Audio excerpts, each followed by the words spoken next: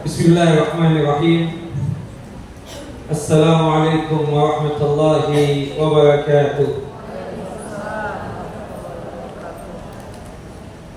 Alhamdulillah alladzi bi ni'matihi tatimmu shalihat, wa usalli wa usallim ala nabiyil karim Muhammad bin Abdullah wa ala alihi wa sahbihi wa man tabi'ahu ila yaumiddin, wa ba'd. Rabbi shrah li sadri wa yassir li amri wahlul 'uqdatam min lisani yafqahu qawli. Allahumma anfa'na bima 'allamtana wa 'allimna ma yanfa'una wa zidna 'ilma. Allahumma inna na'udzu bika min zawali ni'matika wa fuj'ati niqmatika wa tahawuli 'afiyatika wa jami'i sakhatika. Allahumma inna na'udzu bika min jahdil bala wa darakis syaqa wa su'il qada wa syamatatil a'da. Allahumma inna na'udzu bika min 'adzabi jahannam wa min 'adzabil qabr wa min fitnatil mahya wal mamat wa min syarri fitnatil masiihid dajjal. Ikhwani wa akhawati fid din, a'azzani wa a'azzakumullah. Bapak dan Ibu yang dimuliakan oleh Allah Jalla wa Ala, Majlis Ta'lim At-Tahirah yang sedang lindungan dan penjagaan Allah Jalla wa Ala. InsyaAllah pembahasan kita hari ini pembahasan khusus di hari yang berbeda juga sebagaimana biasanya. Kita sudah mendapatkan bulan Rajab, kemudian dilanjutkan dengan Sya'ban dan dilanjutkan dengan bulan Ramadan. Semoga Allah Jalla wa Ala memanjangkan umur kita dalam ketaatan kepadanya hingga kita bisa berjumpa dengan Ramadan tahun ini. Allahumma sallimna ila Ramadan wa sallim lana Ramadan wa tasallamu minna mutaqabbalan. Nah, ada apa dengan bulan Rajab ini? Bulan Rajab ini salah satu dari 4 bulan yang haram atau bulan yang suci dan mulia. Bulan haram bukan sebagaimana haramnya makanan dan minuman, tapi maksud haram di sini adalah apa? Suci atau mulia. Disebutkan di dalam firman Allah Jalla wa Ala di dalam surah At-Taubah surah yang ke-9 ayat 36.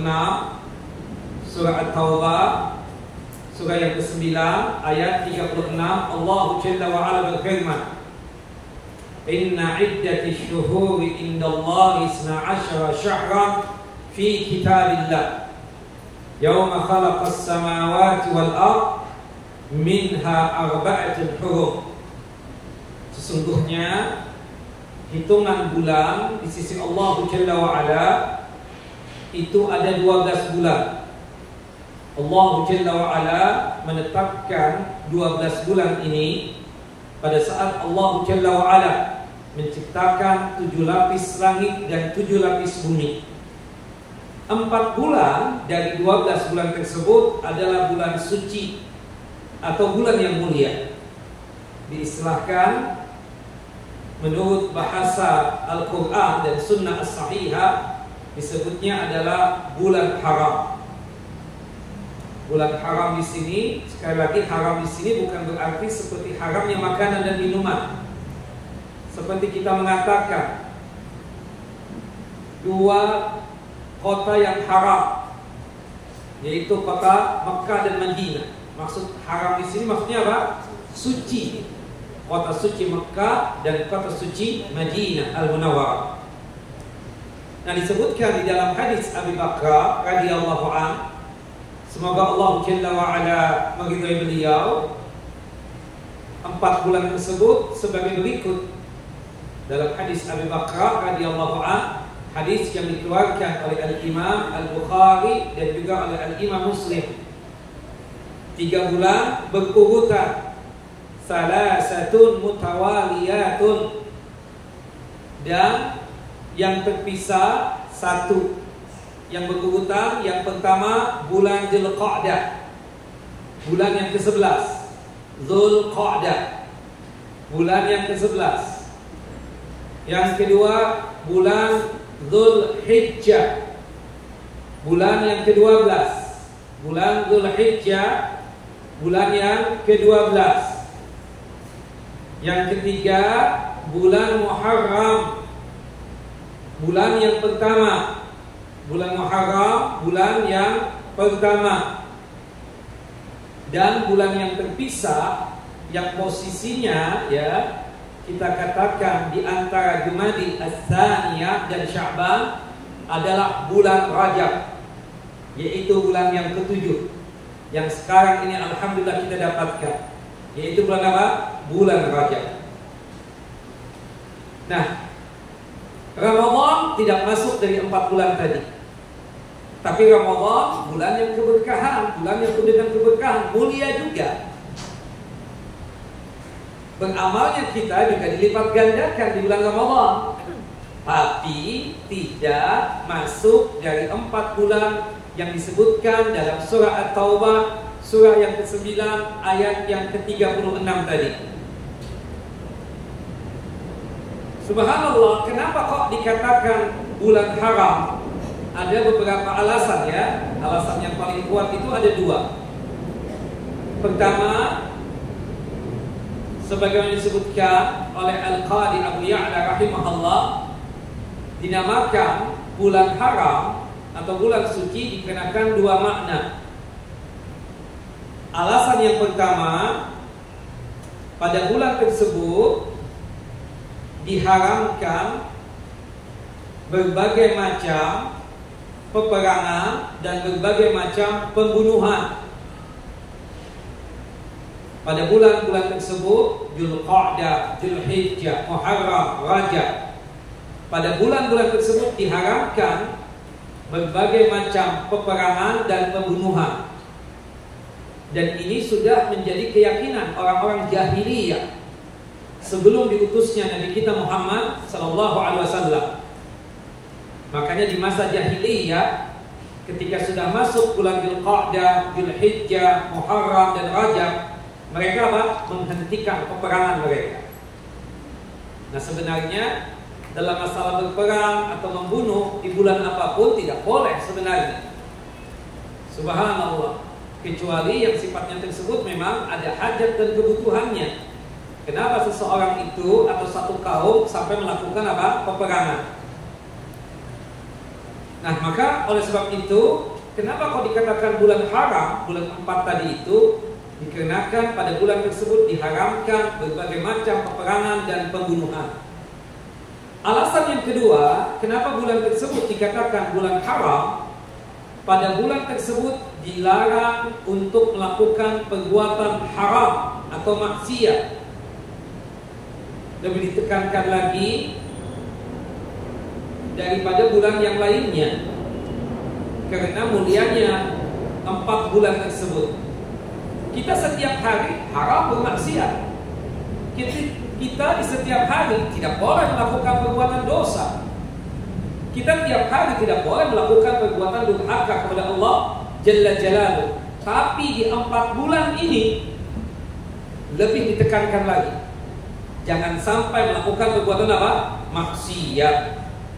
Dengan demikian pula pada saat itulah ya, di bulan-bulan yang haram ini, bulan suci, untuk melakukan amal saleh pahalanya berlipat ganda.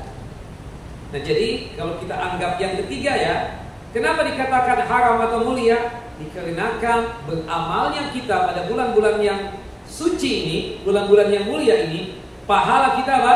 Berlipat ganda. Pertanyaannya, apakah melakukan perbuatan dosa atau maksiat atau durhaka kepada Allah di bulan yang suci ini, termasuk di bulan Rajab, dosanya juga berlipat ganda? Ya. Sahabat yang mulia ketika ditanya, kata beliau, Allah Jalla wa'ala mengkhususkan 4 bulan tersebut sebagai bulan haram, sebagai bulan yang suci dan mulia, ya, maka melakukan maksiat, kata beliau ya, kata Abdullah bin Abbas, melakukan maksiat pada bulan tersebut, dosanya akan lebih besar, akan berlipat ganda dosanya, dan hukumannya pun, sanksinya pun juga akan dilipat gandakan. Itu menurut siapa? Abdullah ibnu Abbas. Tapi wallahu a'lam, yang rajih, yang benar, baiknya Allah, sayangnya Allah kepada kita, yang dilipat gandakan cuma sebatas amal ibadah yang kita kerjakan. Ibu-ibu pakai hijab ketika keluar rumah, pastinya ada pahala. Tapi ketika di bulan yang suci ibu menggunakan hijab ini atau busana muslimah ini, maka pahalanya lebih berlipat ganda.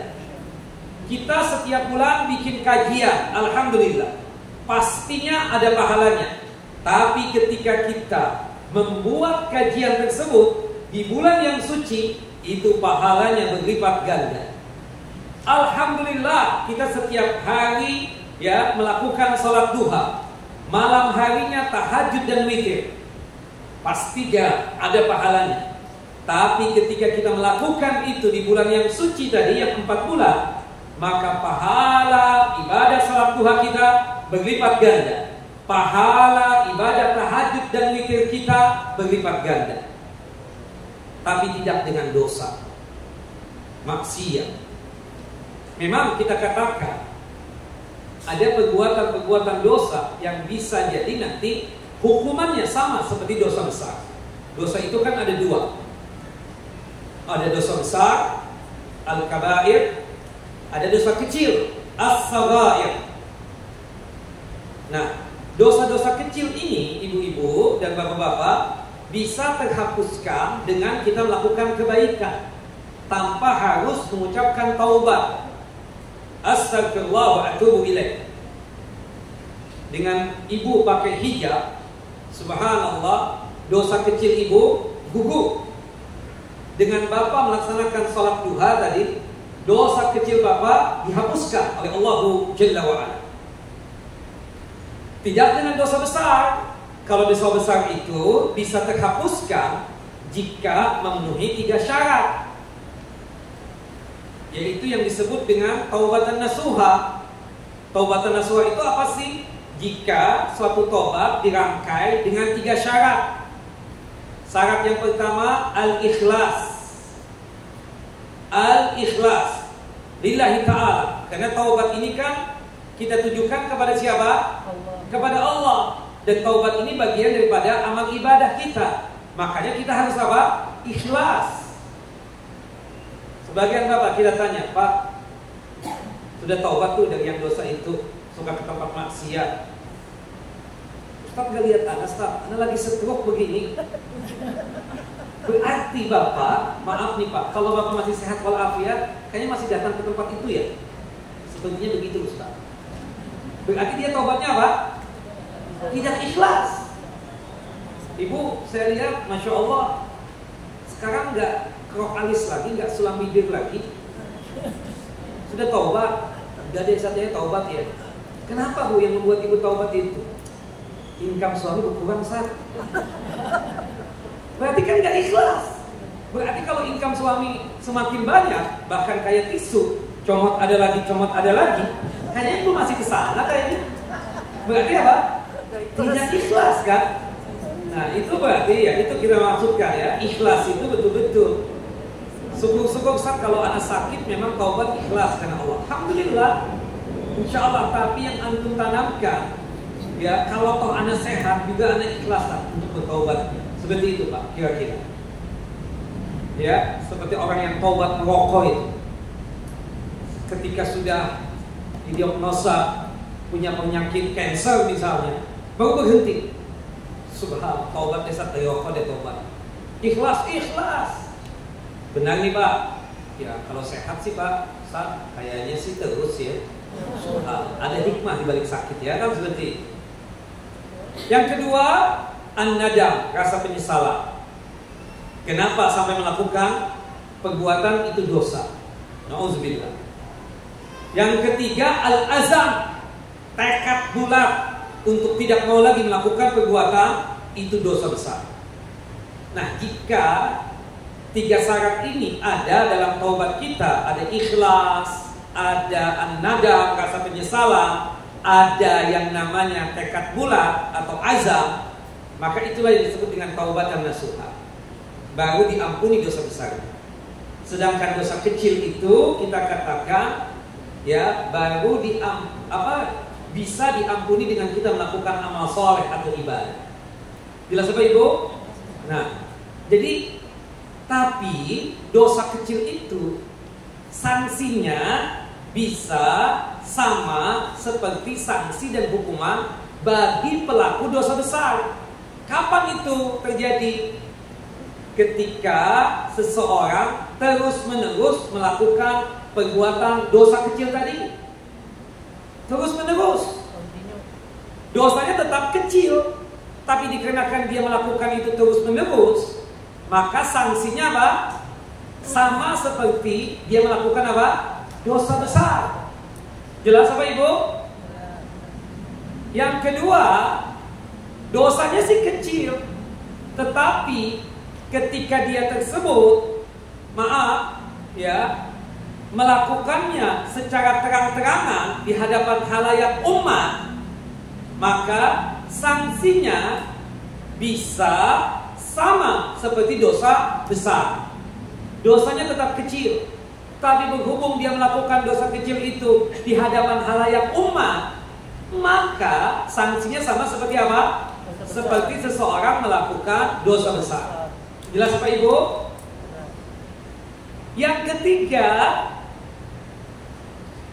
ketiga, dosanya dosa kecil, tapi ketika dia melakukan dosa kecil itu dengan penuh kebahagiaan, senang. Kok bisa Ustaz? Ada orang melakukan dosa senang? Ya iyalah. Gibah senang gak Bu? Lanjut terus kan? Asik terus ya kan? Seperti maaf banget, joget, dangdutan, gambusan, apalagi ya? Seperti itu, dansa-dansaan. Senang gak dia? Iya kan? Senang melakukan tersebut. Termasuk bapak-bapak. Pak, ngapain Pak? Kok dia ada di depan pintu gedung kawinan? Pak, banyak boneka dia yang lewat. Subhanallah. Itu kan dosa kecil. Iya kan? Seperti itu. Dosa kecil, tapi karena dia tersebut merasa senang melakukan yang demikian, maka hukumnya apa? Sanksinya nanti akan dihukumi seperti melakukan dosa besar. Makanya bapak-bapak, kalau kita ini ya melihat lawan jenis kita, yaitu perempuan Pak ya, ada tekanan di kalbu kita, subhanallah, ada hasrat yang sangat luar biasa, maka apa? Sikap kita tundukkan pandangan, bukan memplototi. Kita tegur, ya aki-aki tolong deh tundukkan pandangan. Gak ajib, Ustaz ajib. Bahasa ajib itu apa? Senang dia. Dosanya dosa kecil. Ketika dia melihat lawan jenisnya dengan apa? Syahwat tadi itu, kita katakan, tetapi karena dia melakukan itu dengan penuh kebahagiaan dan kesenangan, maka sanksinya dan hukumannya kita katakan itu apa? Sama seperti dosa besar. Nah yang keempat, jika yang melakukan dosa kecil itu tokoh masyarakat, ustadz misalnya, kiai misalnya, tuan guru misalnya, yang melakukan itu, orang yang seharusnya jadi panutan, malah dia yang melakukan perbuatan dosa. Subhanallah, seperti merokok. Ya Allah, ustadznya yang merokok sambil kajian di depan ibu-ibu. Allahu Akbar, ya kan? Nah, itu kan dosa kecil, merokok itu. Karena dia terus-menerus melakukan, maka sanksinya, hukumannya bisa menjadi apa? Sanksi seperti dosa besar. Kemudian senang, bahagia melakukan itu, bukan begitu? Apalagi yang melakukannya tokoh masyarakat, ustaz, kiai, ajengan, tuan guru, syekh misalnya. Waliyadzubillah. Jelas ibu-ibu? Sama halnya di bulan yang suci. Ya, dosanya dosa kecil, tapi dia melakukannya di bulan yang suci, bulan Dzulqa'dah, bulan Dzulhijjah, bulan Muharram, bulan Rajab. Dia melakukan itu di 4 bulan yang suci tadi itu dosanya dosa kecil, ya, dosanya tetap dinamakan shaghair, dosa kecil, tapi sanksinya dan hukumannya bisa jadi dia tersebut akan mendapatkan apa? Sanksi dan hukuman sama seperti dosa besar. Jelas Bapak? Jelas Ibu-ibu? Nah, makanya Bapak Ibu tolong doakan Ustadz ya, semoga istiqomah, ikhlas, jangan melenceng. Godaannya banyak banget. Kalau ibu-ibu dan bapak enak cuma dengar doang. Kita kan dilihat orang, bukan kita mau maaf ya, mau pamer atau apa, bukan pencitraan juga. Karena Allah Maha tahu, Maha mengetahui apa yang kita lakukan, kan seperti itu. Makanya kan sikap kita ngomel saja, ngomel benar nih, marah benar. Kalau ibu-ibu yang lihat si Azhar ngapain tuh? Dia luar biasa marah-marah. Tetap kita yang disalahkan. Padahal ngomelnya kita, marahnya kita apa? Di atas kebenaran misalnya. Jaga sikap kan seperti itu. Ustaz mau tidak mau, kecuali kalau pensiun dari ustaz, ya seperti itu. Tidak bisa yang sebebas bapak ibu, karena mata-mata manusia ini, subhanallah, penglihatan mereka apa? Selalu tertuju kepada kita. Makanya kan alasan hujjah. Misalnya subhanallah, ketika seseorang ya ke tempat sesuatu misalnya, ada acara misalnya, yang di situ ada dangdutan, ada musik-musikan dan seterusnya. Ibu-ibu beralasan, enggak kok, Ustaz Azhar juga ke situ, Ustaz ini ke situ, Ustaz astagfirullah, jadi hujah banget kita kan. Makanya ibu, bapak, saya datang akad nikahnya aja ya, lebih aman buat saya untuk menjaga. Karena saya ini tahu bahwasanya ibu-ibu dan bapak selalu menjadikan Ustaz ini sebagai apa? Sebagai hujah. Ya kan? Seperti itu. Wallahu a'lam bishawab. Makanya kan jaga sikap. Ustaz, kiai, ajengan, syekh, tuan guru, itu selalu jaga sikap. Seperti itu. Nah, karena dia itu betul-betul menjadi panutan. Nah, ketika dia melakukan dosa kecil misalnya, subhanallah, itu sanksinya, hukumannya tidak sama seperti orang awam. Sanksinya dan hukumannya itu, subhanallah, itu seperti dia melakukan perbuatan dosa besar. Wallahu a'lam bishawab. Jelas Bapak Ibu? Pertanyaan yang selanjutnya. Bulan Rajab bulan yang suci. Tapi apakah ada amalan yang khusus di bulan yang suci ini? Bulan Rajab. Bulan suci, bulan haram, bulan mulia ada 4. Yang pertama tadi apa? Dzulqa'dah. Yang kedua Dzulhijjah. Yang ketiga Muharram. Yang keempat Rajab. Untuk di bulan Muharram ada amalan khususnya. Bulan Muharram, bulan yang pertama.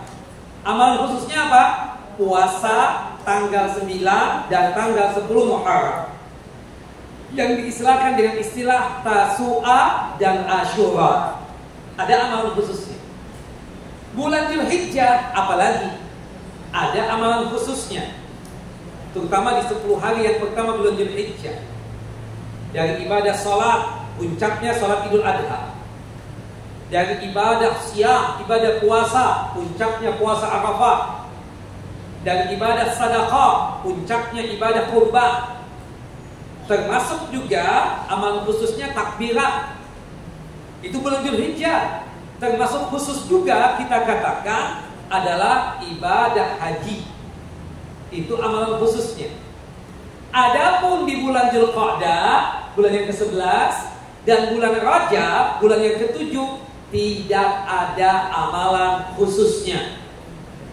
Tidak ada puasa khusus, tidak ada salat khusus yang disebut dengan salat ar-raghaib itu. Tidak ada ya ibu-ibu. Tidak dibenarkan ya, tidak ada. Dan itu dikatakan oleh para ulama berkaitan tentang tidak adanya amalan khusus ya di bulan Rajab ini, sebagaimana yang dikatakan oleh Al-Hafidz Al-Imam Ibnu Zawji rahimahullah ya, sesungguhnya orang-orang tersebut banyak membuat hal baru dalam masalah beragamanya di bulan Rajab ini. membawakan hadis-hadis maudhu dan hadis-hadis palsu. Hadis maudhu itu palsu, berarti bukan dari Nabi. Ya, yang mereka jadikan sebagai spirit buat mereka, memotivasi mereka untuk melakukan perbuatan yang tidak dituntunkan dan diajarkan oleh Allah dan Rasulnya. Di antaranya melakukan salat ghaib dengan sebelumnya melakukan puasa, padahal siang harinya pasti terasa begitu panas. Namun ketika berbuka mereka tidak mampu untuk makan banyak. Setelah itu mereka harus melaksanakan salat maghrib, lalu dilanjutkan dengan melaksanakan salat ghaib, istilah mereka antara maghrib dan isya. Itu tidak ada, namanya istilahnya salat ghaib. Padahal dalam salat ghaib tersebut bacaan tasbihnya begitu lama, begitu pula dengan sujudnya. Sungguh orang-orang begitu susah ketika melakukan itu. Sesungguhnya kami melihat mereka di bulan Ramadan dan tatkala mereka melaksanakan salat tarawih, kok tidak bersemangat seperti melaksanakan salat ghaib itu. Namun salat itu di kalangan awam begitu penting, begitu urgentnya, sampai-sampai orang yang biasa tidak hadir salat Jumat dan berjamaah sekalipun ikut melaksanakannya juga. Aneh bukan? Sangat aneh. Salat berjamaah bagi kita yang laki-laki ini wajib. Salat Jumat apalagi, kita yang laki-laki yang sehat walafiat dan mukim, wajib. Kita nggak pernah lihat tuh dia salat Jumat, apalagi berjamaah. Ketika melakukan di pekan yang pertama dari bulan Rajab ini, subhanallah, mereka melakukan salat ghaib namanya. Panjang salatnya. Allahu Akbar. Dan kita katakan ini apa? Subhanallah adalah amalan yang tidak dianjurkan. Amalan yang menyelisih ajaran Nabi sallallahu alaihi wasallam. Kata Al-Imam At-Turtusi, tidak ada satu riwayat menjelaskan, tidak ada satu riwayat yang menerangkan dan menjelaskan bahwa Nabi SAW pernah melakukan salat ghaib. Tidak pernah dari Muhammad. Tidak pernah juga dilakukan oleh para sahabat, para tabi'in, para salafun saleh. Tidak pernah melakukan hal yang demikian. Termasuk juga masalah puasa. Di bulan Rajab, bulan suci, bagus puasa. Puasa yang memang ada kaitannya. Contohnya, puasa harian namanya apa? Daily. Puasa Nabi Daud alaihissalam. Sehari puasa, sehari tidak berpuasa. Ada tuntunannya dari Nabi. Tidak hanya sekedar di bulan Rajab, tapi kalau kita mengerjakan puasa Nabi Daud di bulan Rajab, maka pahalanya berlipat ganda.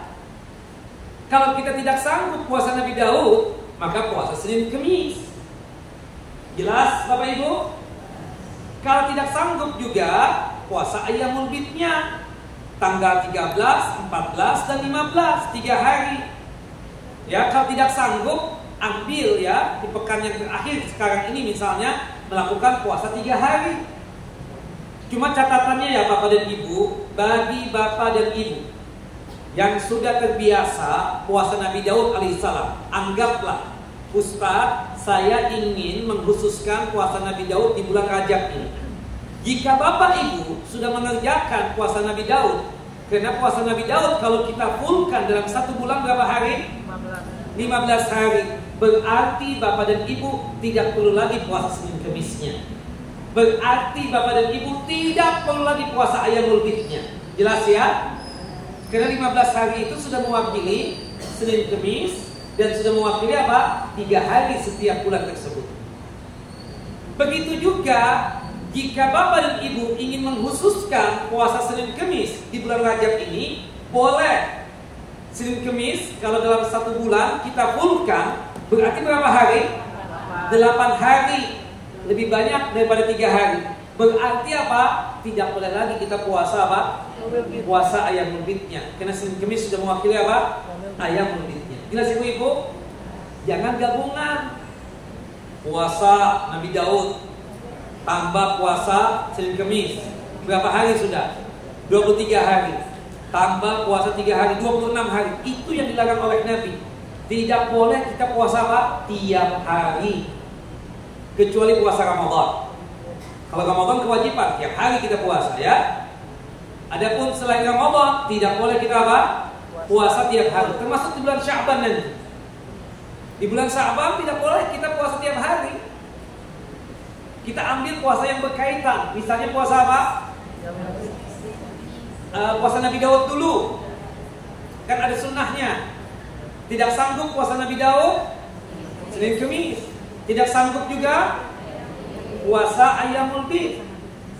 Iya kan? Nah, tapi catatannya ya, khusus untuk bulan Sya'ban, bulan depan ini bulan yang ke-9 bulan yang ke-8, 2 hari menjelang Ramadan. Perkiraan kan tanggal 1 Maret nih. Ya, perkiraan. Nanti kita pastikan dengan ru'yatul hilal, melihat hilal ya. Artinya 2 hari sebelum Ramadan kita berhenti dari puasa sunnah kita. Kecuali bagi bapak dan ibu yang terbiasa puasa sunnah. Sunnah apa? Imma sunnah Nabi Daud alaihissalam, puasa Nabi Daud. Kebetulan masih terkenal misalnya hari apa? Hari Kemisnya, besok Ramadannya misalnya, gak ada masalah. Karena dia memang terbiasa apa? Puasa Nabi Daud. Atau bagi mereka yang terbiasa puasa Senin Kemis, kebetulan terkena hari Senin atau Kemisnya misalnya. Terbiasa nggak ibu-ibu? Biasa banget, Ustaz. Saya sudah setahun ini ya puasa Senin Kemis. Tidak mengapa. Tapi bagi kita bapak dan ibu yang baru memulai puasanya di bulan Sya'ban ini misalnya, maka pastikan 2 hari sebelum Ramadan kita berhenti untuk berpuasa. Subhanallah, kata Nabi kita Muhammad SAW ya, dilarang oleh Nabi kita berpuasa 2 hari sebelum apa? Ramadan. Man shoma yaumul syak faqad asa Abul Qasim. Barang siapa melakukan puasa yang di hari yang meragukan, ini Sya'ban atau Ramadan, berarti dia tersebut apa? Telah bermaksiat kepada siapa? Kepada Rasulullah sallallahu alaihi wasallam. Jelas ibu-ibu? Jelas bapak-bapak? Nah, jadi untuk sholat pun juga tidak ada sholat khusus di bulan Rajab ini.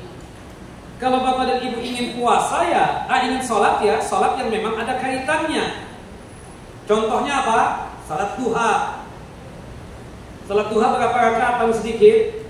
2 rakaat. Paling banyak? Unlimited, tidak terbatas. Yang afdal 8 rakaat. 2 salam, atau 4 rakaat sekali salam. Jelas ibu-ibu? Atau qobliyah dan ba'diyah. Qobliyah dan ba'diyah termasuk rawatib di dalamnya. Ada berapa jumlahnya? 12. Salah. Rawatib itu yang 12. Rawatib 12, tapi qobliyah dan ba'diyah seluruhnya 22. Ya, coba catat Bapak Ibu. Qobliyah subuh 2 rakaat. Qobliyah subuh 2 rakaat. Hadis dari Ibunda Aisyah radhiyallahu anha, semoga Allah Jalla wa ala meridai beliau. Hadis yang dikeluarkan oleh Imam Muslim. Sudah Bapak Ibu? Qobliyah subuh 2 rakaat. Ba'diyah subuh ada tidak? Tidak ada. Qobliyah zuhur 4 rakaat. Ba'diyah zuhur 4 rakaat juga. Tata caranya, afdalnya 2 salam. Tapi boleh ibu atau bapak mengerjakan 4 rakaat sekali salam. Tidak mengapa yang demikian. Tapi yang afdalnya berapa? 2 salam. Kata Nabi, man hafadha ala 4 rak'atin qabla dhuhri wa 4 rak'atin ba'daha haramallahu alaihi nar. Barang siapa yang sanggup menjaga dan merutinkan qobliyah zuhur 4 rakaat dan ba'diyah zuhur 4 rakaat, maka Allah Jalla wa ala haramkan api neraka buatnya.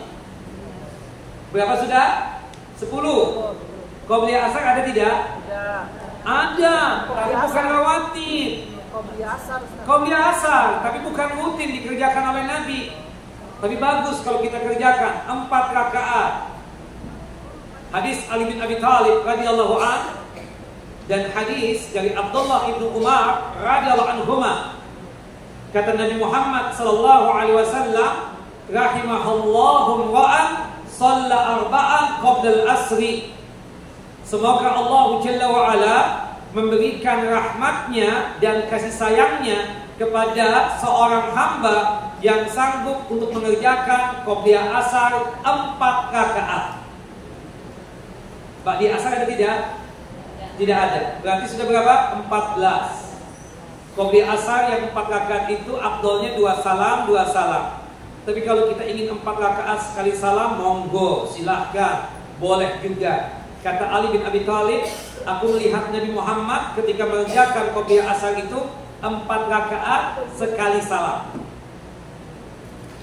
14 sudah. Qobliyah maghrib berapa rakaat?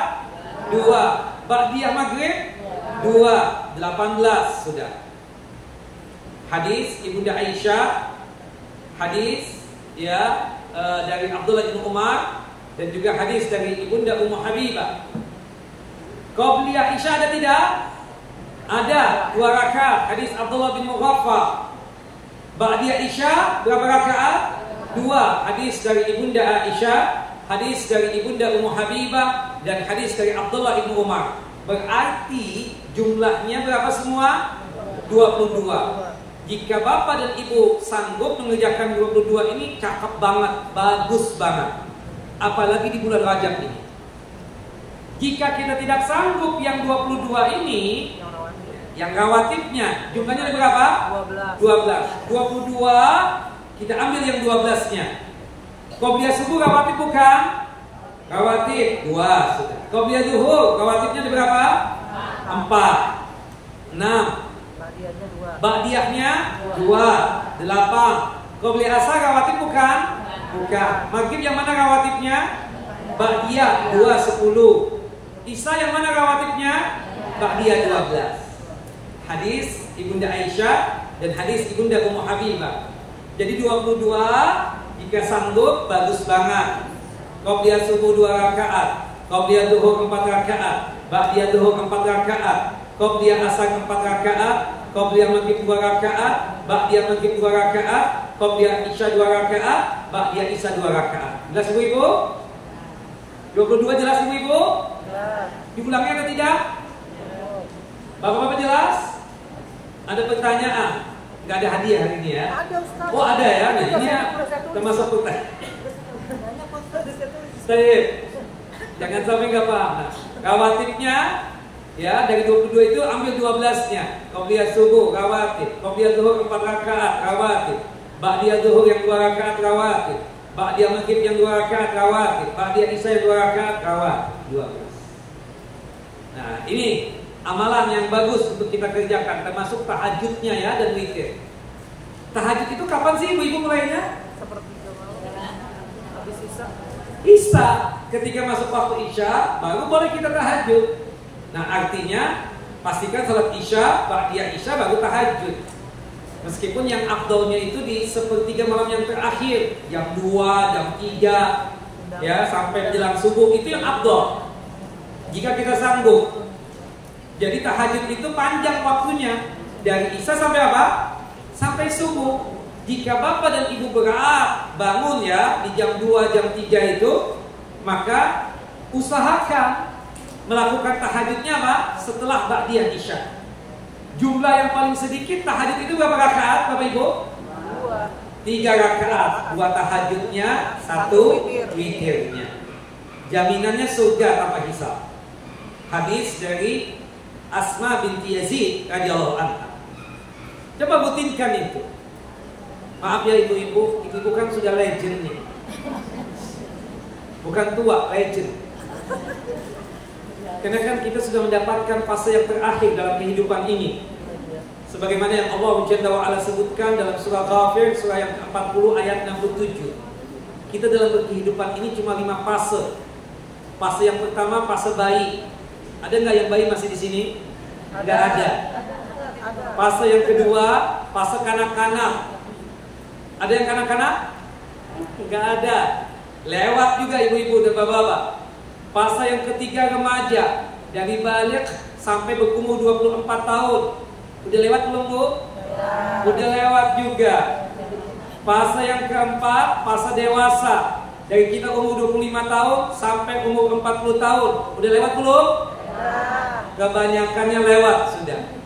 Nah, berarti ibu-ibu mendapatkan fase yang terakhir. Fase apa, Bu? Nah, itu ibu yang ngomong ya, tua atau lansia tadi. Kalau saya menyebutnya legend.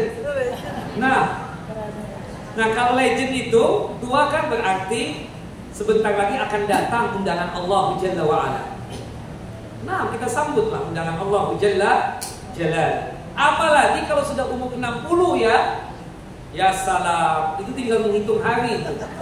Nah, kata Nabi SAW di dalam hadis Abu Hurairah radhiyallahu anhu, hadis yang dikeluarkan oleh Al-Imam At-Tirmidzi dan juga oleh Al-Imam Ibnu Majah, a'maru ummati ma baina 60 wa 70. Umur umatku itu antara 60 dan 70 tahun. Berarti kita yang sudah masuk umur 60 tahun sudah warning, lampu kuning. Sebentar lagi apa? Qaid ya, meninggal dunia. Nah, Rasulullah SAW meninggal umur berapa Bapak Ibu? 63. Khalifah yang pertama Abu Bakar As-Siddiq meninggal umur berapa? 63 tahun juga. Umar bin Khattab, Khalifah yang kedua, meninggal umur berapa? 63 tahun juga. Ali bin Abi Thalib, Khalifah yang keempat, meninggal umur berapa? 63 tahun juga. Nah, kita antara itu tuh 60 dan 70. Jelas ya?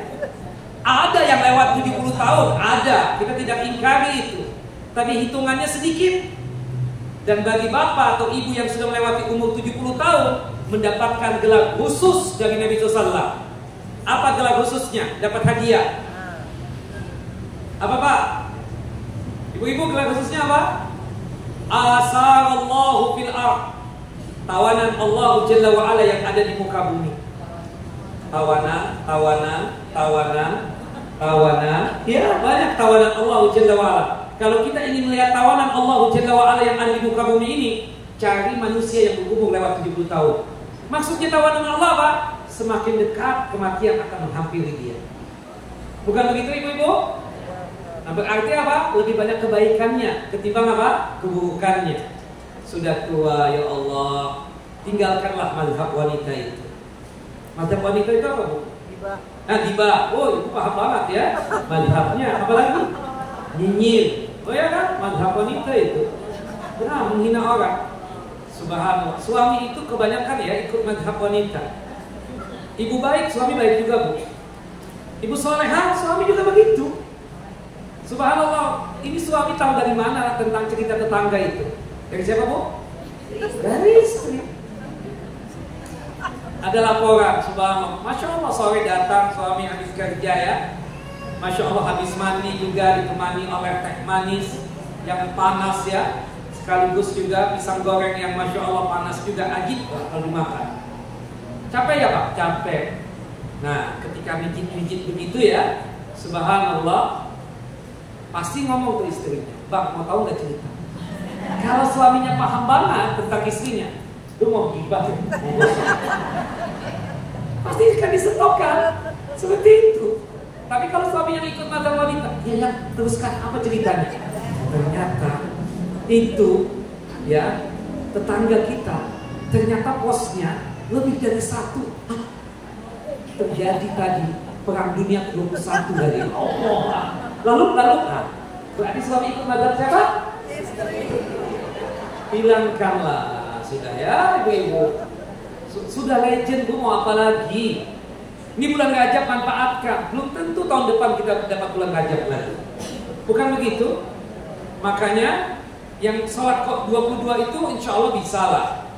Bukan begitu Bu? Insya Allah. Cuma malas yang membuat kita tidak bisa itu. Ibu kerja enggak? Urus kan tinggal ngadah doang sama suami. Bukan begitu? Nah, jelas ya? Nah, manfaatkanlah ya kan? Usahakan lebih sering ya sholatnya, kemudian sedekahnya, kemudian baca Qur'annya ketimbang pegang HP. Seperti itu. Wallahu a'lam bishawab. Mudah-mudahan ya. Ya, ini saling mengingatkan aja. Saya nggak enak hati, cuma harus disampaikan karena banyak yang nggak paham. Seperti itu. Nah, wallahu a'lam. Nah, termasuk tahajud dan witir itu di umur yang sudah legend ini ya Bapak Ibu, jangan sampai ditinggalkan. Kita banyak modal ya. Ini sudah 2025, bukan begitu? Miladiah. Nah, hijrahnya berapa? 1446 Hijriah. Berarti kan usahakan, kita sudah legend banget berarti. Usahakan program-program akhiratnya lebih diperbanyak ketimbang program dunianya, bukan begitu? Program dunianya itu agak dikurangi, program akhiratnya. Tah juga, subhanallah, perencanaan dan program dunia kan sudah banyak yang tercapai. Sudah punya pasangan, Bapak Ibu? Sudah. Sudah punya anak keturunan? Sudah punya cucu? Sudah. Rumah sudah? Sudah. Banyak saat malah rumah, gak terhitung. Di sini ada, di situ ada. Setiap ustaz lewat nih, dari sini rumah ustaz melewati rumah anak ustaz. Saking banyaknya sudah. Tanah gak terhitung kadang. Tanah anak ustaz. Tanah ini ada tanah anak. Ya salam. Lewat kita ke gedung saja dulu. 1, 2. Ini boleh satu nanti buat kajian saja. Banyak banget. Hisapnya gimana nih? Nah, program dunia udah dapat banyak, bukan begitu? Ya, jadi ini udah, jadi itu udah. Program akhiratnya dong. Udah legend nih Bapak. Oh, kan saya lihat rambut, ya, jenggot Bapak putih, rambut putih. Mau apa lagi? Subhanallah, bertambah apa? Program akhirat. Termasuk di bulan Rajab ini. Begitu kira-kira ya.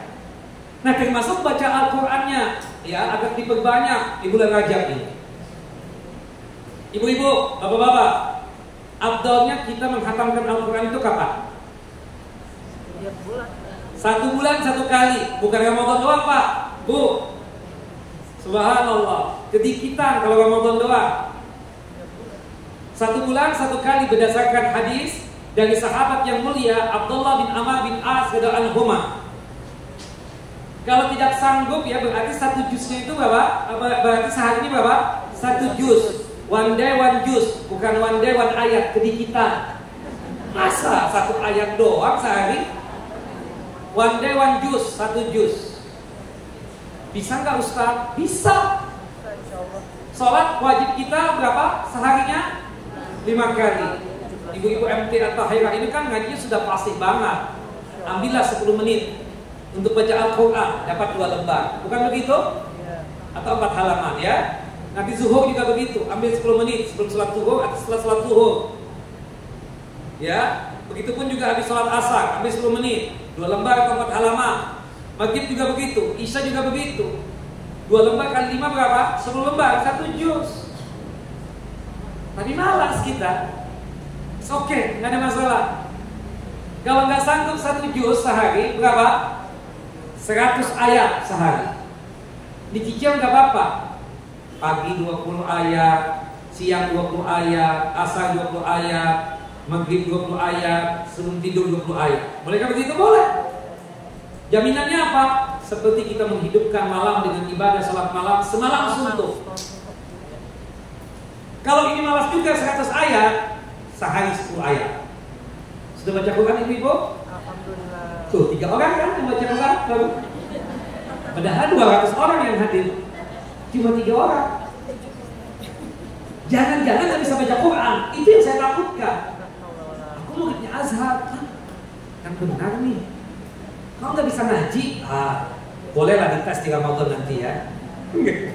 Saya nggak berani ngetes yang legend-legend begini ya. Seperti itu nah.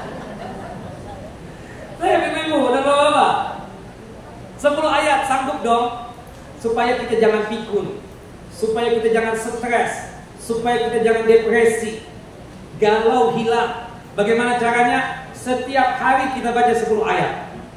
10 ayat. Hadis Abdullah bin Amr bin As radhiyallahu anhu. Subhanallah. Penyakit yang naudzubillah, ya Allah. Penyakit apa? Alzheimer itu. Ya Allah, naudzubillah. Setiap kali ketemu nanya, siapa nama antum? Azhar. Baru 10 menit ketemu lagi. Ketemu, masalah. Pikir kita kenal nih sudah. Asik ngomong. Apa? Siapa nama antum? Hah? Azhar. Keluar rumah lagi nih. Allahu Akbar. La ilaha illallah. Kena lagi. Makanya ibu kalau jangan sampai ya kena penyakit itu. Nauzubillah bu. Memalukan banget. Makanya Al-Quran kita baca paling tidak 10 ayat. Zikir pagi kita baca, zikir petang kita baca. Subhanallah, ada seseorang bu, ya Allah kesian. Wallah kesian kalau punya penyakit itu. Nah, dia menghayal sesuatu yang di masa lalunya. Ya Allah, ya Rabb, na'udzubillah. Makanya kan kita di pagi hari itu kan baca doa tuh. Rabbi inni as'aluka ya khairu ma fi hadzal yawm wa khairu ma ba'da wa a'udzubika min syarri ma fi hadzal yawm wa syarri ma ba'da. Rabbi inni a'udzubika minal kasali wa su'il kibar. Ya Allah, aku berlindung kepadamu dari sifat malas dan sifat jelek di masa tua. Sifat jelek di masa tua apa? Pikun. Sama penyakit tadi. Alzheimer tadi itu. Ya Allah, kesian. Sama subhanallah, ada ibu-ibu ya punya penyakit itu, Alzheimer, dipegang oleh suaminya. Kamu siapa? Your husband. Maaf ya, gue gak punya suami sejelek lu. Ya Allah, kamu penyakit itu, na'udzubillah. Dan punya penyakit itu sudah habis bu. Jangankan masalah berkaitan tentang masalah sholatnya, baca Qur'annya, tentang istrinya, suaminya, anaknya dia nggak paham, nggak ngerti. Allahu Akbar. Kalau Bulus masih ingat nggak kalau punya penyakit Alzheimer itu ya? Ini merah, ini biru, ini hijau, masih ingat nggak? Kayaknya lupa juga. Masih ingat ya? Pengalamannya ya? Seperti itu. Nah, bagaimana caranya supaya kita jangan sekarang penyakit itu? Baca Quran minimal 10 ayat deh. 10 ayat. Nah kalau misalnya bapak atau ibu nih, ibu-ibu sibuk banget karena ada kawinan. Ya, Ahad kemarin Ustaz 5 kawinan, kita lupa baca Quran. Nah, sebelum tidur ada bacaan 2 ayat terakhir surah Al-Baqarah, amanah Rasul. Apa enggak ibu-ibu? Apa? Gimana kalau kita jadikan PR untuk bulan depan sebelum Ramadan, oke? Aku gak berani ngetes, cuma sekedar mengingatkan aja. Karena dengan 2 ayat yang terakhir surah Al-Baqarah itu adalah zikirnya kita dan doanya kita sebelum tidur. Jelas ya? Dan itu sudah mewakili bacaan Al-Quran kita yang kita lupakan hari ini. Tapi tolak ukurnya jangan itu doang ya. Yang penting 2 ayat terakhir surah Al-Baqarah. Nggak cukup. Bu, ingat, legend, Bapak ingat, West tua, mau apa lagi? Baca Al-Quran, takut ya, betul takut kita punya penyakit apa tadi? Alzheimer itu sama pikun, ya Allah, nggak kena. Ya Allah, na'udzubillah min dzalik. Ustaz, sholatnya gimana Ustaz? Kopi al-qalam sudah, nggak ada kewajiban lagi. Sama istrinya aja nggak kenal, sama suaminya aja dijelek-jelekin tadi. Apalagi dengan sholat, nggak ngerti ini zuhur berapa rakaat, nggak tahu ini zuhur wala asar, wala isya, kan nggak ngerti. Apalagi bacaan sholatnya. Ya na'udzubillah lah. Kita berharap itu meninggalnya pun akal sehat kita masih ada gitu. Masih tahu kita sakit. Oh ya, dari MT Tahirah ya. Oh saya pikir ibu-ibu yang duluan. Ya sudah, ini angkatan yang ketiga kata dia. Ketika saya sakit itu. Angkatan yang pertama mana? Sudah COVID start dan meninggal semua. Oh ini angkatan yang ketiga. Ya Allah ya Rabb. Sudah meninggal tuh. Yang biasa WA ke saya udah. Bercanda. Panjang umur kita dalam ketaatan kepada Allah Jalla wa Ala. Ini misal aja ya. Subhanallah. Nah, saya pikir saya yang duluan, ternyata ibu-ibu ya. Allahu Akbar. Nah, nanti 10 tahun yang lalu kita lihat 10 tahun yang akan datang, 20 tahun yang akan datang. Alhamdulillah ya. Seperti itu. Nah, semoga kita masih hidup itu masih bisa kuat ibadah, bisa melihat anak kita ya menikah, sukses ya. Kita berharap berdoa seperti itu ya. Bisa berharap seperti itu. Nah, saya ingin baca Quran ya Bu ya, baca Quran tiap hari untuk menghindari penyakit pikun. Coba kata-kata mereka yang punya penyakit itu, kata-kata apa? Kita katakan jauh dari Allah. Benar. Bukan mereka nggak sholat insya Allah. Tapi untuk Quran, coba tanyakan. Subhanallah, ada seseorang yang datang kan, Masya Allah, ya, orangnya orang top, anaknya Masya Allah udah ngaji. Ustaz gimana ya, abah kita begini nih. Coba antum suruh nih baca abah antum nih, zikir pagi petang sampai baca Al-Quran. Abah anak gak bisa ngaji, ya Allah kemana aja. Ustaz sibuk Ustaz, Allahu Akbar, sibuk banget abah anak. Sekarang aja ada di rumah karena dia punya penyakit tadi itu. Suruh rajinkan baca ini, mudah-mudahan sembuh dia dari penyakit itu. Nah, wallahu a'lam bishawab. Nah, banyak lagi ya ibu-ibu yang dimuliakan oleh Allah Jalla wa ala, amalan yang lain termasuk zikir pagi dan petang. Di bulan ini ya, bulan Rajab, bulan suci jangan ditinggalkan. Setiap hari insya Allah kita membaca itu zikir pagi dan petang. Tapi bulan Rajab ini jangan sampai ketinggalan. Dan ingat ya ibu, zikir pagi petang itu, ya zikir pagi itu waktunya panjang. Itu pendapat yang wajib. Dari subuh sampai zuhur.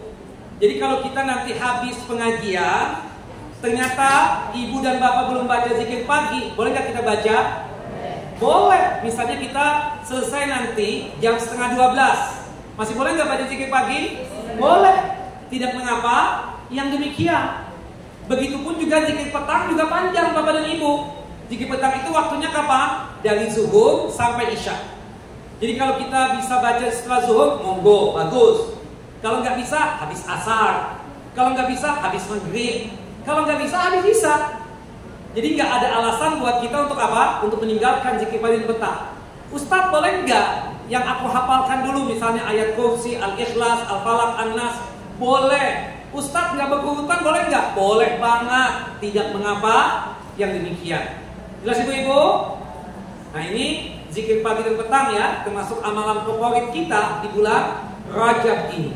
Dan ini salah satu apa? Manfaat daripada zikir pagi dan petang ibu-ibu. Apa manfaatnya? Baju besi. Yang pertama, sebagai cara kalau toh kita mangkat dan meninggal dunia, kita dianugerahkan husnul khotimah. Yang kedua, kita kan dalam hidup ini ada yang teman, ada yang musuh, bukan begitu? Ada yang suka dengan kita, ada yang tidak suka dengan kita, bukan begitu? Nah, bagaimana caranya supaya orang yang tidak suka tersebut kejahatannya tidak sampai kepada kita? Dengan kita rajin-rajin apa? Ya, zikir pagi dan petang. Makanya suami ibu ya, yang dengan sibuknya, saya nggak tahu suami ibu ada di sini atau tidak. Saya yakin sih nggak ada kayaknya. Seperti itu. Maka tolong kasihkan buku zikir pagi petang itu. Untuk apa, Mbak? Takutnya Mbak, ini Mbak, ada orang yang nggak suka dengan zikir pagi petang itu, menahan segala-galanya, baik manusia yang nggak suka atau bangsa jin. Kan ada juga yang seperti itu. Dengan zikir pagi petang terhindar itu.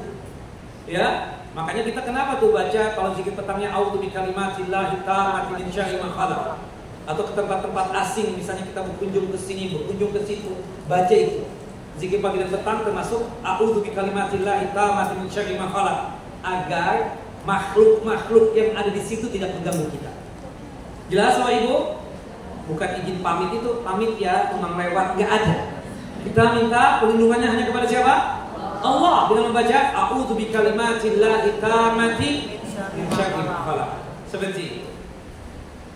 Dan banyak lagi ya amalan-amalannya ya. Kita sudah tadi membahas sholat sunnah, membahas tentang masalah puasa sunnah, kemudian juga membahas masalah membaca Al-Quran, termasuk masalah zikir, dan juga termasuk sedekah. Kita sedekah alhamdulillah tiap hari, tapi usahakan di bulan suci Rajab ini ditingkatkan sedekahnya. Ditingkatkan apa? Sedekahnya, seperti itu. Wallahu a'lam bishawab. Nah, termasuk yang saya ingatkan di bulan Sya'ban juga nanti ya, optimalkan lagi ibadah. Karena ibarat kata ya, bulan Rajab ini bulan bercocok tanam. Jelas ya, kita melatih nih diri kita bercocok tanam. Kemudian nanti menyiramnya ya bulan apa? Bulan Sya'ban. Kemudian hasilnya nanti tumbuhnya bulan Ramadan. Makanya luar biasa ya seperti itu. Dan itu disebutkan oleh para ulama tentang kemuliaan daripada bulan Sya'ban ini ya. Subhanallah. Makanya dikatakan oleh Abu Bakar Al-Bakhri rahimahullah, Syahrul Rajab syahrul zar'a. Bulan Rajab itu bulan menanam tanaman, maksudnya amalan. Kita latih diri kita beramal di bulan Rajab ini. Wa syahrul Sya'ban syahrul suqi zar'i. Adapun bulan Sya'ban adalah bulan menyirami tanaman. Wa syahrul Ramadan syahrul hasadi zar'i. Sedangkan bulan Ramadan adalah bulan memanen tanaman. Ya salam. Disebutkan lagi, masalul syahri Rajab karihi. Perumpamaan bulan Rajab itu seperti angin. Wa masalul Sya'ban masalul ghaib. Sedangkan bulan Sya'ban ya dipermisalkan seperti awan yang mendung yang membawa hujan. Wa masalul Ramadan masalul matar. Sedangkan bulan Ramadan ya dipermisalkan seperti bulan hujan. Maksudnya apa? Disebutkan wa man lam yazra' wa yaghris fi Rajab. Barang siapa yang tidak menanam ya dan tidak bercocok tanam di bulan Rajab, walam yasqi fi Sya'ban, dan juga tidak menyiraminya di bulan Sya'ban, fa kaifa yuridu ay yahsida fi Ramadan, maka bagaimana mungkin dia akan memanen amalannya dan hasilnya di bulan Ramadan. Sekarang bercocok tanam, latih amalan, puasa. Apalagi kita katakan berkaitan tentang baca Quran, sedekah, zikir pagi dan petang, dan amalan-amalan yang lainnya. Termasukkan ibadah umrah. Ibu-ibu, kan kita melaksanakan ibadah haji, ibadah umrah seumur hidup, wajibnya cuma 1 kali. Untuk ibadah haji sunnahnya per 5 tahun sekali. Untuk ibadah umrah per tahun 1 kali, terutama di bulan Ramadan. Nah terkadang di bulan Ramadan kita nggak sanggup, entah karena kesibukan kita, entah karena mahalnya. Nah maka kita ganti di bulan yang suci. Bulan suci itu yang paling gampang untuk kita lakukan di bulan Rajab atau di bulan Muharram. Karena nggak mungkin di bulan Dzulqa'dah sudah tutup, tidak penerimaan lagi untuk orang luar yang datang ke kota suci Mekah, kan seperti itu, untuk melaksanakan ibadah umrahnya, karena sibuk dengan ibadah hajinya. Apalagi bulan Dzulqa'dah ya, Dzulhijjah, apalagi bulan Dzulhijjahnya itu fokus dengan ibadah hajinya saja. Nah jadi kalau ibu-ibu atau bapak-bapak tidak sanggup umrah di bulan Ramadan, maka kita melakukan umrahnya apa? Di bulan Rajab atau di bulan Muharram, seperti itu. Nah karena berlipat ganda kan ibadahnya, apalagi di tanah suci, tambah lagi lipat gandanya. Allahu Akbar. Nah kemudian ini sebagai apa ya, kita katakan bercocok tanamnya kita ya. Kita siraminya itu kapan? Ketika di bulan Sya'ban. Kalau di bulan Rajab kita sudah mulai itu warming up, pemanasannya ya kan. Subhanallah. Kemudian bulan Sya'ban ini sudah kita katakan sudah mulai apa? Adu tanding lah. Tanding percobaan. Subhanallah ya kan. Apa istilahnya? Pertandingan persahabatan, apa bahasa Inggrisnya? Ya, match friendly ya Pak? Seperti itu ya. Nah, kemudian subhanallah bulan Ramadannya betul-betul bertanding nih kita. Seperti itu. Nah, kita yang main bola saja kan subhanallah sampai info kan pelatihnya itu. Sudah persiapan nggak sekarang? Sudah persiapan. Padahal 3 bulan lagi nih akan menjamu siapa? Australia. Ya, akan berhadapan dengan Australia kan seperti itu. Kalau misalnya besok tanding, hari ini latihan, kalah. Sama dengan kita kan seperti itu. Ramadan kalau kita ingin sukses, bulan Rajab mulai kita sudah mulai beramal. Warming up, pemanasan. Nanti bulan Sya'ban ya, pertandingan percobaan. Banyak amalan, puasanya ditingkatkan lagi. Kemudian sedekahnya ditingkatkan lagi, termasuk amalan-amalan yang lainnya. Ramadan, wah betul-betul menang kita. Sukses seperti itu. Ya salam. Yang kita biasanya berat banget ya, tapi karena kita terbiasa sudah melaksanakan puasa di bulan Rajab dan di bulan Sya'ban, Ramadan enteng saja tuh. Seperti itu kira-kira. Termasuk tahajud. Kita udah biasa nih. ketika Ramadan ketemu, Allahu Akbar. Ya, sangat gampang buat kita, nggak ada bermalas ria seperti itu. Jelas apa Ibu? Nah, termasuk baca Al-Quran ya, di Rajab aja kita Al-Quran khatam 1 kali, Sya'ban 2 kali. Masa di Ramadan kurang kan enggak, bisa jadi 3 kali nih. Bisa nggak Ibu-Ibu? Insya Allah. Insya Allah nggak bisa. Nah,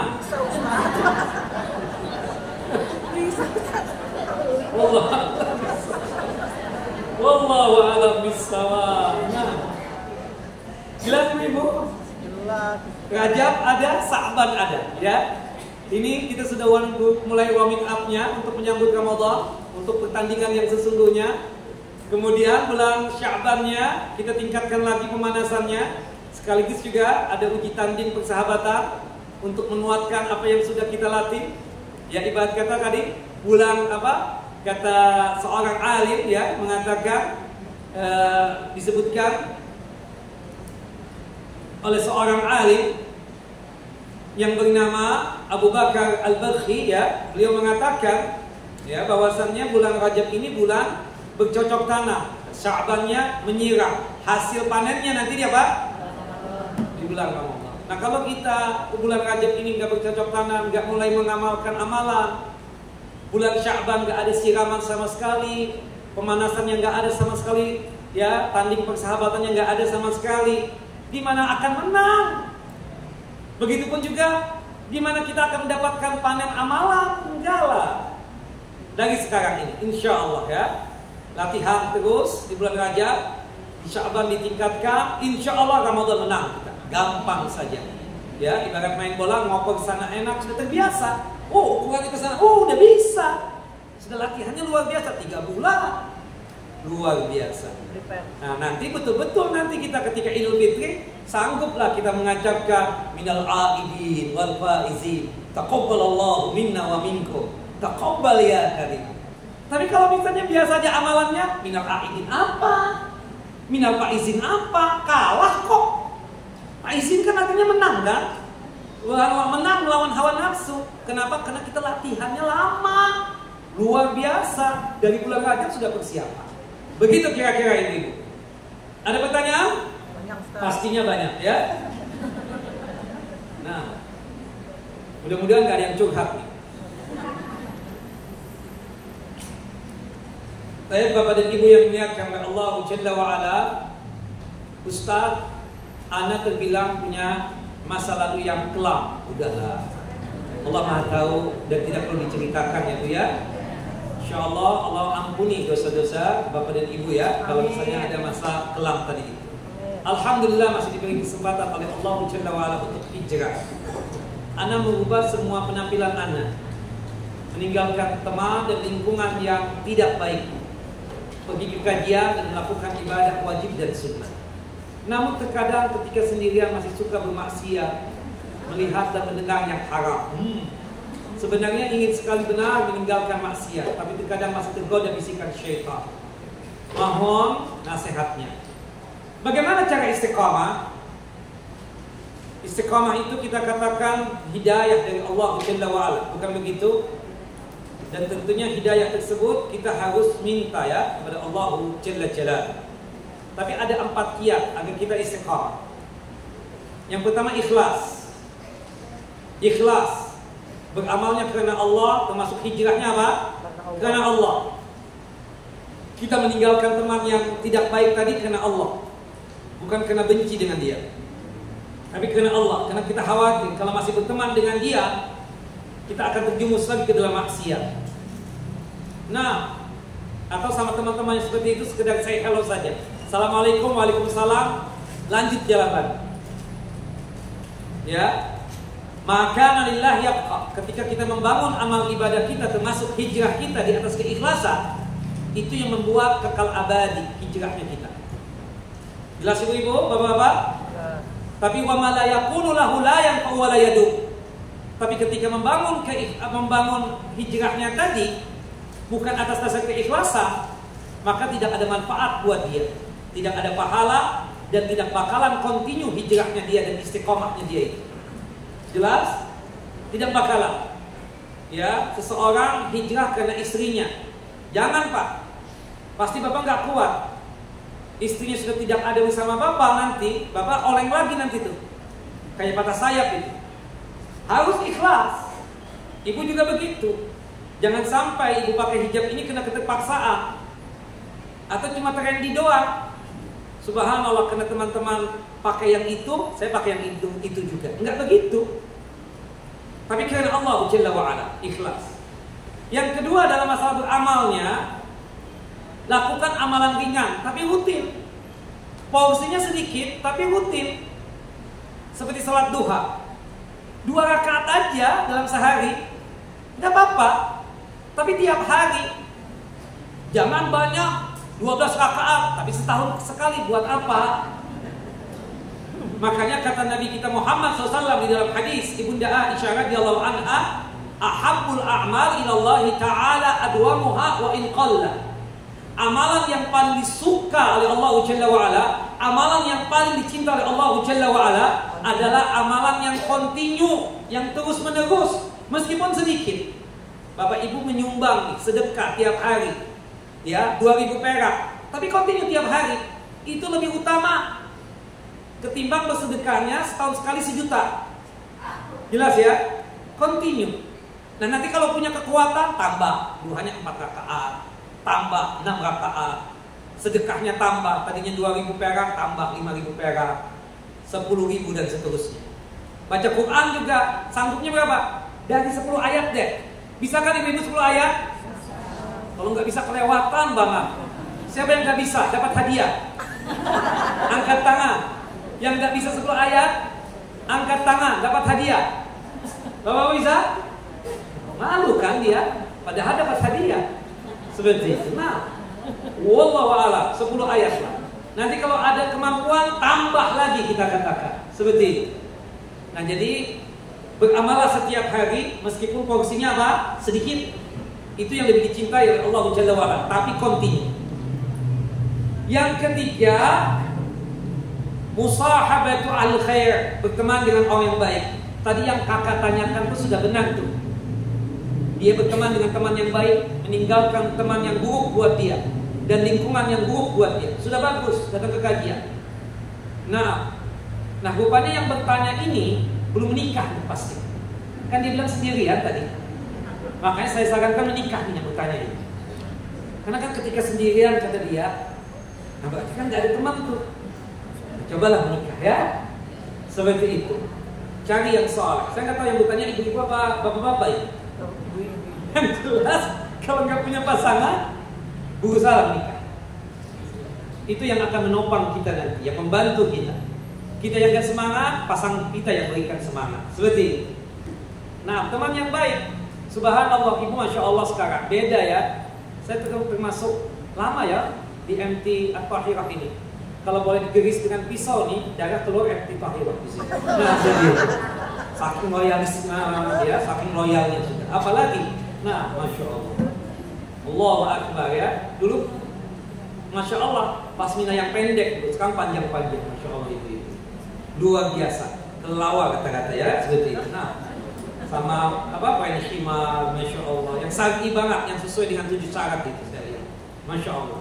Nah, artinya apa? Pengaruh teman kan? Pengaruh teman yang baik. Kita ini tadinya nggak ingin salat duha, tapi berhubung sahih pada salat duha, ingin salat duha juga. Tadinya kita ini bakhil banget, tapi setiap kali jalan teman kita bersedekah, kita ingin sedekah juga. Ya, tapi sebaliknya, kalau kita teman yang buruk nih, subhanallah, berteman dengan orang yang bakhil, kikir, medit, kita ingin sedekah nih, padahal nggak seberapa, cuma 5.000 perak misalnya. Jangan, nanti digunakan buat mabuk tuh orang. Ya Allah, tahu dari mana dia akan mabuk? Na'udzubillah min dzalik. Akibat apa? Teman yang tidak baik tadi, bakhil, kikir dan seterusnya. Termasuk kan maaf ya, ibu-ibu beli tas itu kenapa tuh? Masalah teman kan? Yang kalau itu pasti sudah. Subhanallah, apalagi kalau kekawinan, kita pakai baju ini ya, tasnya itu yang kita beli dari Perancis itu loh ya, kan seperti itu. La haula wala quwwata. Benar nggak Bu? Itu saya lihat sama nih ada pakaian. Saya nggak mau nyebut merek, saya bukan endorse ya. Jadi benar. Saya tahu tapi saya tahu yang mana yang bermerek dan tidak ya. Jangan dikira Ustaz katrok banget ya. Karena siapa? Teman. Karena teman seperti itu. Wallahu a'lam bishawab. Jadi berteman dengan teman yang baik kalau kita ingin istiqamah. Yang ketiga doa. Yang keempat doa. Karena istiqamah itu hidayah Allah. Harus kita minta. Di antara doanya apa? Ya muqallibal qulub, tsabbit qalbi ala dinik. Ya Allah, Zat yang maha membolak-balikkan hati, kokohkanlah qalbu ini, hati ini di atas agamamu ya Allah, di atas iman dan ketaatan kepada. Termasuk doa yang kita baca di zikir setelah salat wajib, yang boleh juga kita baca sebelum salam. Allahumma a'inni ala dzikrika wa syukrika wa husni ibadati. Ya Allah, berikanlah petunjukmu kepadaku agar aku selalu sanggup untuk mengingatmu ya Allah. Ya Allah, berikanlah petunjukmu untukku agar aku selalu sanggup untuk bersyukur akan nikmat yang telah Engkau anugerahkan kepadaku. Ya Allah, berikanlah petunjukmu untukku agar aku selalu sanggup untuk beribadah kepadamu secara baik dan benar. Termasuk yang ada dalam firman Allah dalam surah Al-Imran, surah yang ketiga ayat yang ke-8. Rabbana la tuzigh qulubana ba'da idh hadaitana. Ya Allah, ya Tuhan kami, jangan Engkau gelincirkan kami lagi kepada kesesatan setelah Engkau memberikan petunjuk dan hidayah-Mu kepada kami. Nah, ya, seperti itu. Nah, jangan suka menyendiri ya. Cari sahabat yang baik. Dan itu juga yang membuat kita bahagia dengan teman-teman yang baik tadi. Tidak stres, tidak depresi. Kita hubungan sama Allah sudah baik, alhamdulillah. Ya, tapi hubungan dengan orang sekitar kita juga harus apa? Baik, bergaul, bermuamalah ya, seperti itu. Jangan suka apa? Menyendiri, bahaya. Jin mudah masuk kepada orang yang suka apa? Menyendiri tadi. Wallahu a'lam bishawab. Baik, Bapak dan Ibu, pertanyaan yang kedua. Apakah orang yang meninggal pada hari Jumat dan di bulan Rajab itu akan diampuni dosa-dosanya oleh Allah Jalla wa Ala? Ada sekitar 18 tanda husnul khotimah. Salah satunya meninggal di hari Jumat dan malam Jumat. Disebutkan di dalam hadis yang sahih, man mata fi yaumil jum'ah aw lailatul jum'ah waqaha Allah min fitnatil qubur. Barang siapa yang meninggal pada hari Jumat atau malam Jumat, maka Allah Jalla wa Ala akan menjauhkan dirinya dari fitnah kubur. Tidak ditanya oleh malaikat Munkar dan Nakir. Itu yang ada dalil. Malam Jumat dan hari Jumat, jika ada seorang muslim atau muslimah meninggal di hari Jumat ya, dan di malam Jumat, maka insya Allah dia apa? Husnul khatimah. Tapi tidak di bulan Rajab, tidak disebutkan. Harapannya begitu. Ya, bisa jadi dikenakan dia melakukan kebaikan ya di bulan Rajab ini, dan takdirnya meninggal di bulan Rajab ini kena jauh dari maksiat, husnul khatimah. Seperti kita di kajian ini Bapak dan Ibu ya, takdirnya ada yang meninggal dunia. Husnul khatimah enggak? Husnul khatimah. Baik datangnya atau pulangnya nanti dari kajian ternyata dikabarkan, Ustaz tahu enggak? Itu ada ibu yang bersandar itu. Tahu. Kenapa? Ya Allah, Ustaz, tadi habis kajian, Ustaz. Ya Allah. Husnul khatimah enggak beliau? Husnul khatimah. Nah, ya, termasuk dia melakukan amal soleh ya, meninggal dunia ketika pakai hijab misalnya, atau sholat duha, qobliyah ba'diyah, laksanakan sholat, habis sedekah, tahu meninggal dunia, husnul khatimah ya, banyak sekali. Atau meninggal dunia karena sakit, husnul khatimah. Kalau yang sakit muslim, karena sakit itu kan jembatan kematian ya Bapak Ibu. Jadi jembatan kematian itu ada dua. Pertama sakit, itu jembatan kematian. Yang kedua umur legend, itu jembatan kematian. Nah, jelas ya. Wallahu a'lam bishawab. Umur tua itu jembatan kematian juga. Baik, Bapak dan Ibu yang dimuliakan, jadi khusus untuk bulan Sya'ban ya tidak ada dalilnya. Tapi insya Allah dengan kita melakukan kebaikan di bulan Rajab ya, insya Allah kita katakan ya mudah-mudahan husnul khatimah. Tapi pengkhususan meninggal di bulan Rajab, apakah dia husnul khatimah? Kita katakan secara khususnya tidak ada. Tapi dikarenakan dia sakit ya, sebab sakit tadi dia meninggal dunia, maka insya Allah Pak, husnul khatimah. Wallahu a'lam. Ustaz, mana yang lebih utama? Belajar ilmu apa ini? Ilmu syar'i. Ustaz, yang mana lebih utama, belajar ilmu syar'i apakah ilmu tahsin? Dua-duanya kan, tahsin juga ilmu syar'i. Tahsin syar'i enggak? Syar'i juga. Cuma waktunya. Kalau kajian ya pagi misalnya waktu duha, tahsinnya sore lah. Ya, seperti itu. Jangan sama-sama. Dua-duanya belajar. Ya, belajar kan kita katakan mempelajari Al-Qur'an tersebut dan membacanya secara tahsin dan tajwid hukumnya wajib. Kita membaca Al-Qur'an dengan tahsin dan tajwid hukumnya apa? Wajib. Adapun berkaitan tentang masalah mengetahui ilmunya, ini ya huruf qalqalah, ini idham, ini ikhfa, ini huruf mat dan seterusnya. Ya, nama-namanya itu kita katakan berkaitan dengan ilmu tajwidnya itu fardu kifayah. Fardu kifayah ya kita katakan. Tapi membaca Al-Qur'an dengan tahsin dan tajwid itu hukumnya wajib, fardu ain namanya. Seperti itu. Jadi dua-duanya kita pelajari ya. Dan ilmu tahsin tadi masuk ilmu apa? Ilmu syar'i juga. Tinggal waktunya lah ya. Jangan sampai nanti iftitahirah bikin bersamaan. Pilihan, ibu mau ikut ustaz kajian apa ikut tahsin? Enggak. Kita bedakan. Yang ikut tahsin nanti habis zuhur atau habis asar. Untuk kajian pagi hari. Kan begitu, lebih gampang. Wallahu a'lam bishawab. Ustaz, bolehkah salat witir dilakukan setelah salat Isya? Tentunya boleh. Karena witir itu tahajud. Cuma yang saya wanti-wanti ya, jangan witir tok. Usahakan sebelum witir itu ada tahajud. Barang 2 rakaat, Ibu. Kebiasaan kita apa? Witir doang, 1 atau 3 rakaat. Tidak begitu. Yang dipraktekkan oleh Nabi, yang dilakukan oleh Nabi apa? Tahajud dulu, baru ditutup dengan apa? Witir. Dengan witir. Seperti itu. Sebagian kita enggak, Ustaz, witir dulu. Kalau nanti bangun malam baru tahajud. Enggak begitu. Jadi tahajud dulu barang 2 rakaat, baru ditutup dengan apa? Witir, 1 atau 3 rakaat. Kapan waktunya? Setelah ba'diyah Isya. Ya, panjang waktunya sampai datangnya waktu subuh. Wallahu a'lam bishawab.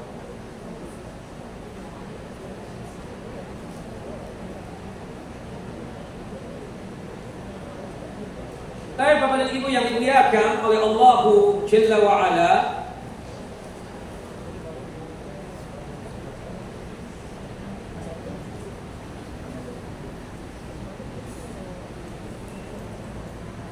banyak masih ya.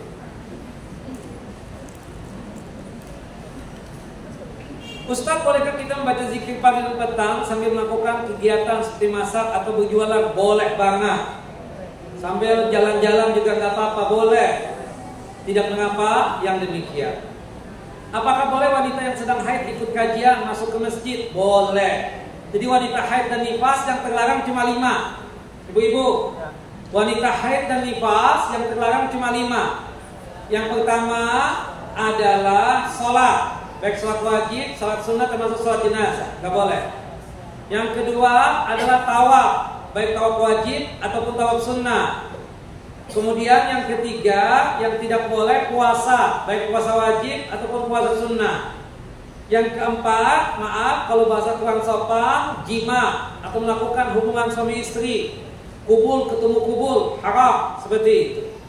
Tapi kalau kita lagi haid, suami kita pingin cipika-cipiki dengan kita, boleh nggak? Boleh. Boleh. Satu kasur dengan kita, boleh nggak? Boleh. Boleh. Yang tidak bolehnya itu hitam ketemu hitam, yang tidak boleh ya, seperti itu. Yang kelima, perempuan haid dan nifas tidak boleh ditalak dan dicerai, bapak-bapak. Dosa besar bapak menceraikan istri yang sedang haid dan sedang nifas, berdasarkan hadis dari sahabat yang mulia Abdullah ibnu Umar bin Khattab radhiyallahu anhu. Adapun baca Al-Quran boleh, masuk ke masjid boleh, jelas ya. Potong kuku, potong rambut, shopping, belanja Boleh banget. boleh banget. Ya.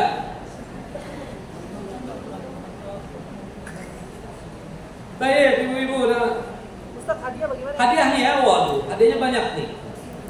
Baik, Bapak dan Ibu yang dimuliakan oleh Allahu Jalla wa Ala, kita masuk masuk kepada season yang ketiga ya. Nah ini sebelumnya, Ustadz apa sih yang disebut dengan salat sunnah awabin? Salat sunnah awabin itu salat duha. Enggak ada bedanya. Jadi salat duha itu banyak istilahnya. Kadang salat duha diistilahkan dengan istilah syuruk atau isyraq. Jadi salat syuruk atau isyraq duha, tidak ada bedanya ya.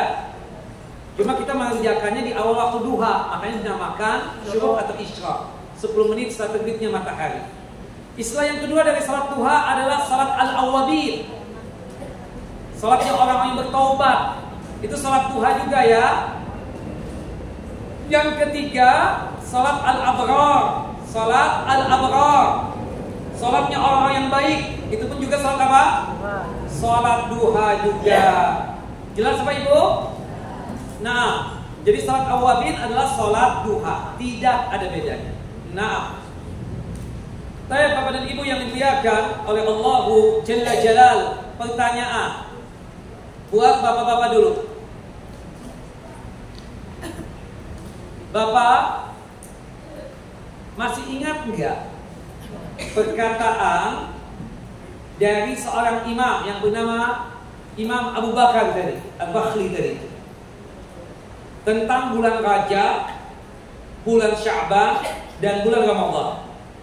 Ungkapan beliau apa? Masih ingat enggak? Siapa yang tahu Bapak? Kalau enggak saya serahkan sama ibu-ibu. Ya silakan Ibu. Bismillah. Bulan Rajab menurut Abu Bakar Al-Bakhli, bulan Rajab bulan mana? Nah, bulan Sa'ban, bulan menyirami. yes. Bulan Ramadan, bulan memanen, Ustaz. Bulan memanen. Iya, memanen amalan ya. Sahih, benar. Baik. Ibu-ibu sekarang. Nah, berkaitan dengan bulan Rajab, salah satu daripada bulan suci. Sebutkan 4 bulan suci atau bulan haram beserta dalilnya. Dalilnya kan ada, ya ayat aja deh, bukan hadis. Kalau hadis dari Abi Bakrah radhiyallahu an, hadis yang dikeluarkan oleh Bukhari Muslim, ayatnya saja. Sebutkan 4 bulan-bulan suci, dalilnya apa? Dari Al-Quran. Surah At-Taubah, surah yang ke-9, ayatnya 36, Ibu usia. Ya 36, gak apa-apa. Sebutkan bulannya apa namanya Bu? Bulan Dzulqa'dah, bulan yang keberapa bulan Dzulqa'dah? Ke-11. Bulan Dzulhijjah dulu. Bulan yang ke-12 Muharram, bulan yang pertama. Kemudian bulan Rajab. Ya, gak apa-apa Bu. Ibu legend ya, jadi saya harus tuturkan. Nah, bapak-bapak sekarang masih ada nggak hadiahnya? Banyak Ustaz. Tinggal berapa lagi? Banyak Ustaz. Kalau banyaknya berapa? Banyak Ustaz. Bapak-bapak, Bu lapar. Bapak-bapak sekarang berkaitan tentang bulan Rajab juga ya. Sebutkan 5 amalan yang dianjurkan untuk kita kerjakan di bulan Rajab ini. Meskipun itu bukan amalan khusus, itu amalan yang biasa kita kerjakan di hari-hari kita. Apa saja? Bapak, bukan ibu-ibu, sebutkan 5. Antum sering banget Pak. Yang lain dulu. Antum sering dapat hadiah udah. Maaf Pak ya, kita kasih kesempatan yang lain dulu. Nah, maaf Pak. Nah, yang lain masa nggak tahu? Sebutkan 5 aja. Ya Bapak, monggo. Puasa yang berkait ya, seperti puasa Nabi Daud atau puasa Senin Kemis atau Ayyamul Bid. Yang kedua, apa Pak? Baca Quran. 2. Yang ketiga, apa? Zikir pagi petang. Oke. Hah? Salat sunnah, iya benar. Satu lagi, sedekah, iya boleh Pak. Nah, siapa nama antum? Siapa nama? Dini ya. Dan ibu sekarang berkaitan dengan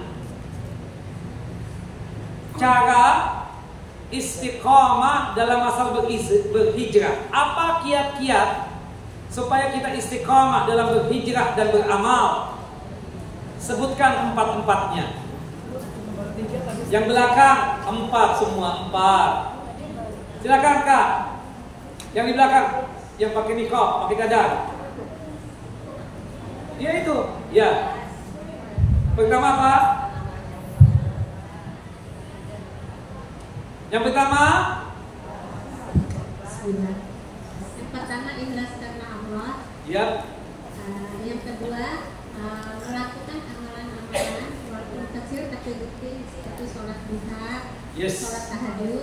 Yang ketiga, Memilih teman-teman yang baik. berteman dengan teman yang baik, yang soleh atau solehah ya.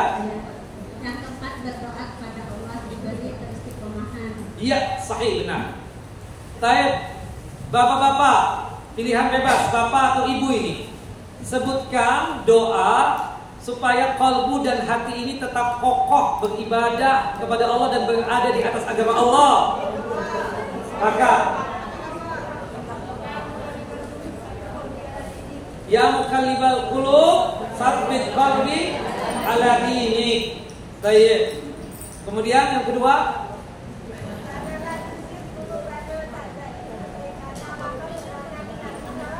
innaka antal wahhab. Bapak satu lagi, Pak.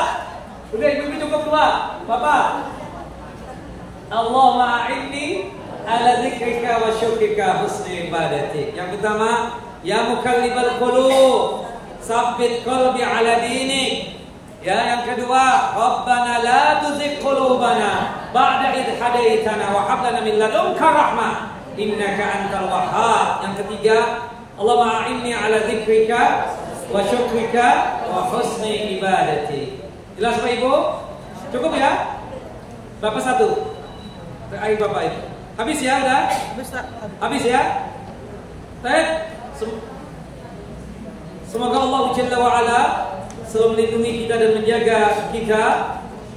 Semoga kita dimudahkan dalam masalah nikmat dan rizki, sehat walafiat, dipanjangkan umur di dalam ketaatan kepada Allah Jalla wa Ala. Berjumpa dengan Ramadan tahun ini. Allahumma sallimna ila Ramadan wa sallim lana Ramadan wa tasallamu minna mutaqabbalan. Barakallahu fikum wa sallallahu ala Muhammad wa ala ali Muhammad kama sallaita ala Ibrahim wa ala ali Ibrahim innaka Hamidum Majid.